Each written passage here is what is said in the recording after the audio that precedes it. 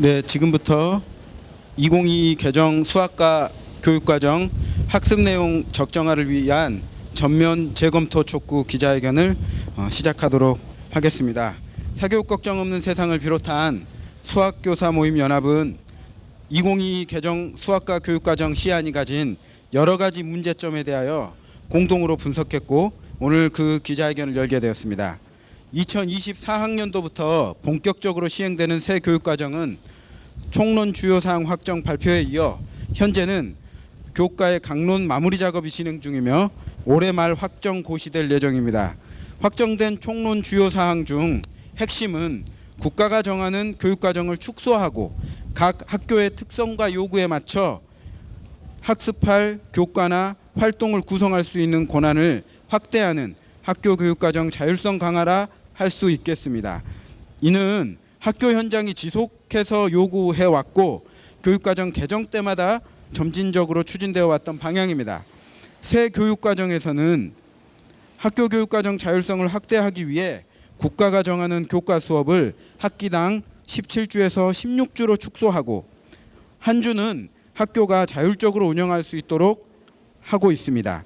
또 교과와 창의적 체험 활동에서 20%를 증감하여 학교 자율교육과정을 운영하도록 하였습니다. 이와 같은 총론 주요 사항에 맞추어 강론이 개발되려면 당연히 현행 교육과정 내용보다 교과 내용이 축소되어야 합니다.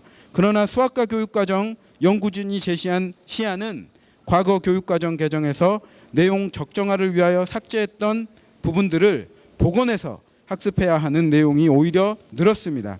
교과 수업 시간은 17주에서 16주로 줄었는데 배워야 하는 양을 늘리면 학생들은 수학의 즐거움을 느낄 여유도 없이 지금보다 더 진도 따라가기에 급급한 수학 공부를 할 수밖에 없습니다. 따라서 오늘 수학과 교육과정 개정 공청회가 진행되는 이곳에서 기자회견을 갖게 된 것입니다.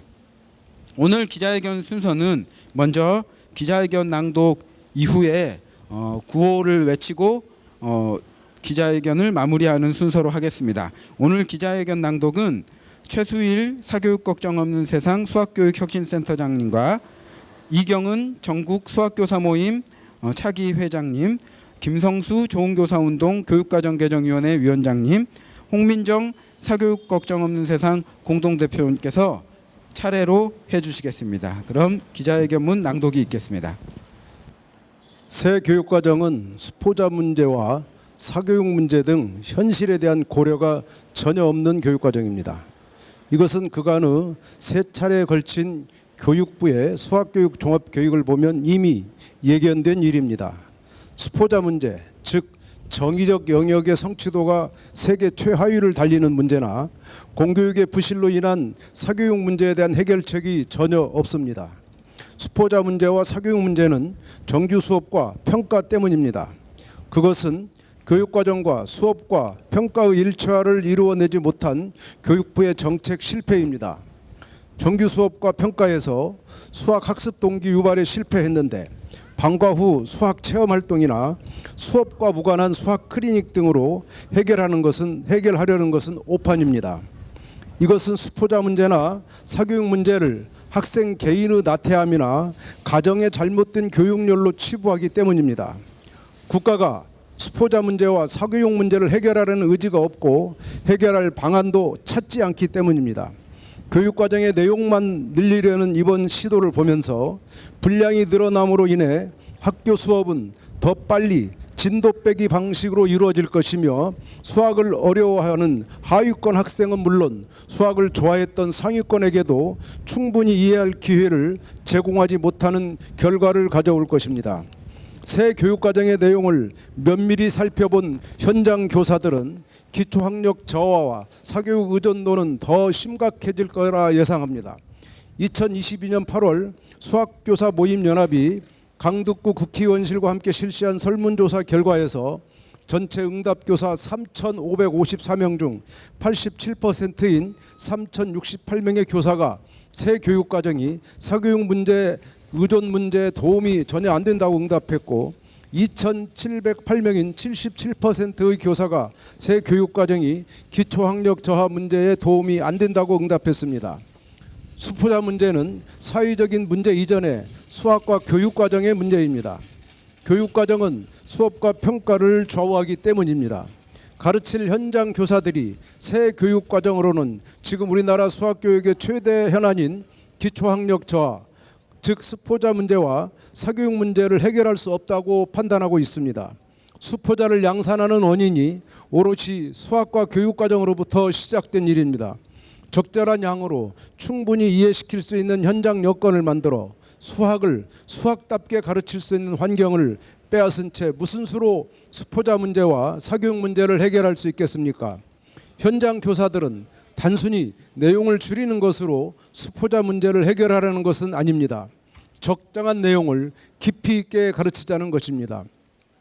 지금의 분량으로도 너무 많아서 진도 빼기에 바쁘기 때문에 학생들에게 충분한 이해를 시켜주지 못하고 있는 실정입니다. 그래서 학생들은 사교육을 이용하여 학교에서 제대로 배우지 못한 것을 해결하고 있습니다.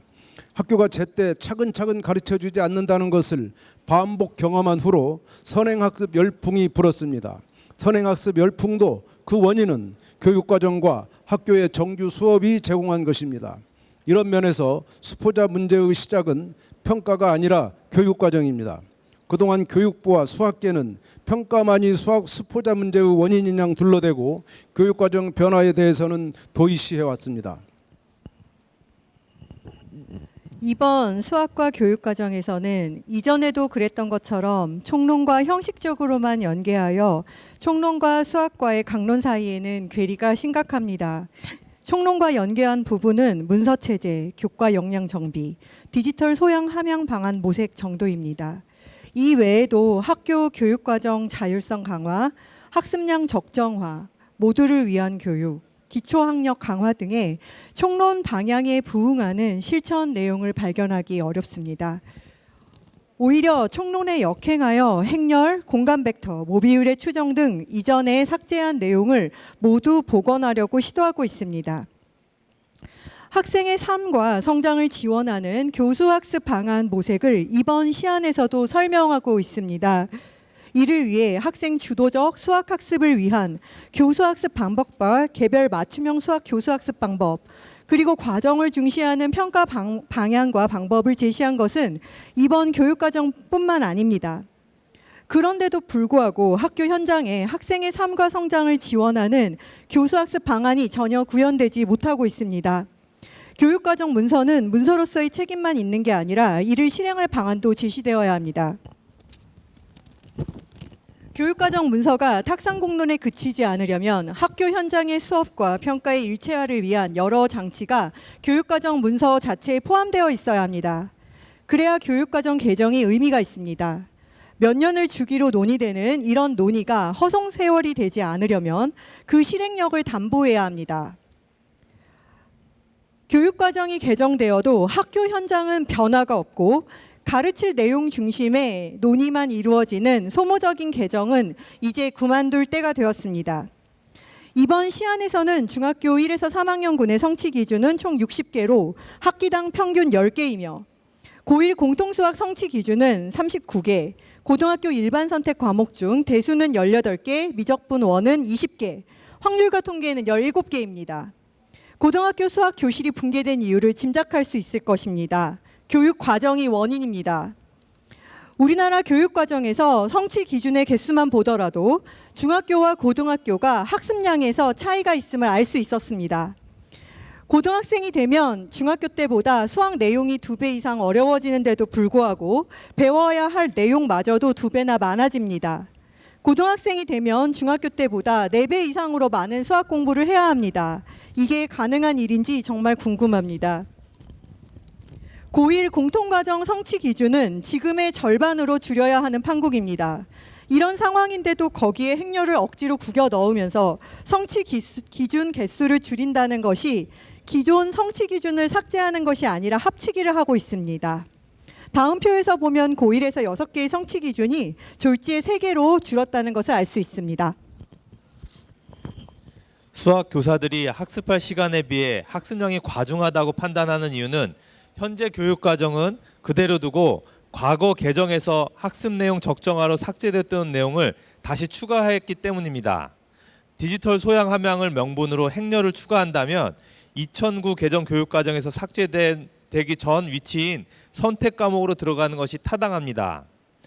행렬이 고1 공통 과목으로 들어간 여파로 2차 함수의 최대 최소가 중3으로 중3의 대표값이 중1로 연쇄 이동하여 학습량 적정화에 역행하고 있습니다.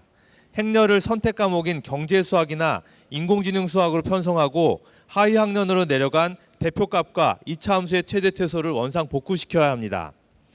중1의 경우 수업 시간에 비해 내용이 많이 있는 것도 현재 심각한 문제입니다. 현 교육과정에서 중학교 1학년 수학 내용은 주당 4시간으로 편성되어 있습니다. 그런데 자유학기제 운영으로 실제 많은 학교가 주당 1시간을 축소하여 3시간으로 수업을 진행하고 있습니다. 설문조사 결과 중학교 1학년 주당 4시간 편성한 학교는 전체 학교의 절반도 안 되는 50%가 되지 않습니다. 나머지 학교는 주당 3시간 또는 3.5시간으로 편성되어 있습니다. 중학교 1학년의 절반은 기준 시수에 못 미치는 시간으로 수학을 배우고 있는 것입니다.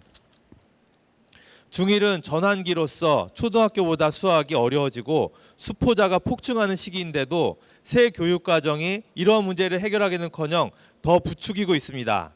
자유학기제로 실제 수업의 시수는 더 적게 운영될 수밖에 없다는 것을 충분히 알고 있으면서도 아무런 조치를 취하고 있지 않는 것은 정부의 문제입니다. 결국 중학교 1학년에서 수학 진도는 허겁지겁 또는 수박 겉핥기식으로 진도 나가기라고 말해도 지나치지 않을 것입니다. 국정교과서만 운영되던 초등학교 수학 교과서가 최근 검정으로 바뀌어 10종의 교과서가 나왔지만 차시별 교과서 분량이 대부분 이쪽으로 획일화되어 모든 개념을 다 1시간에 다뤄야 하는 상황입니다.